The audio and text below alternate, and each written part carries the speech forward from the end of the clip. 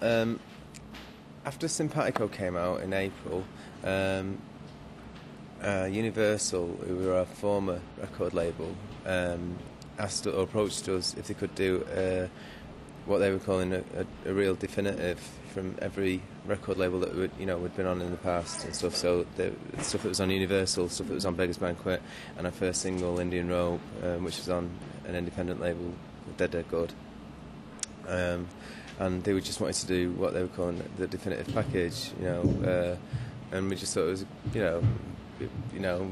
why not, By definitive, do you mean best of? Definitive, best of, or just including the singles, best of the singles, really. I fancied a song called Just Looking on there, but the Universal wanted it to be on one CD, so they could only get 18 songs on it. So we've got like 26, 28 singles, so something had to give, maybe that'll be on the next best of. Was it something that the bands decided, that you guys decided that was going to be on the album? The editing situation. Well, just what songs would actually make the cut? Well, the band did a list actually of what we actually our personal favourites would be, and then there was just sort of like there was just discussion about well, this one was probably you could probably get rid of those two and just have this one, and sort of like then it kind of, to me it makes sense. It only really made sense when I listened to it in the car, really, on the way from London to Chatham to DJ. And but and I just it sounded good. To be honest, like our first three singles, to not have them in, all right, to some people it's a crime, but I can understand why, really.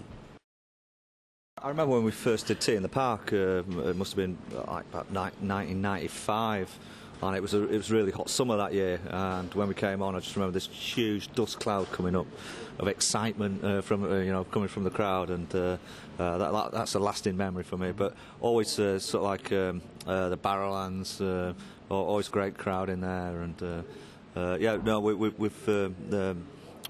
we always have a good time. In Scotland, we get a lot of love back from the crowd, so we try and give as much back as possible. Just I know we've played Motherwell and Dunoon, and we always sell out in Aberdeen, and Dundee. Glasgow Charlatans has a real sort of fondness in my heart. And Tea in the Park this year. Tea in the Park's always great. Liquid Rooms, great venue. Fringe, everything really. And there's, first came here in 1990, and there's a lot of people who still stay in touch with. We're going to do this tour, and then we're going to have a couple of weeks off over Christmas and New Year, and then we're all going to hook up and start getting right into writing. And maybe as the writing progresses, there might a light bulb might go on and think, should we pass some stuff over to some friends and get them involved at that stage? But at the moment, it's a bit too early to say.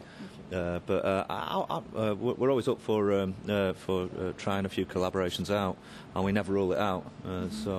But at this stage, we couldn't tell you. No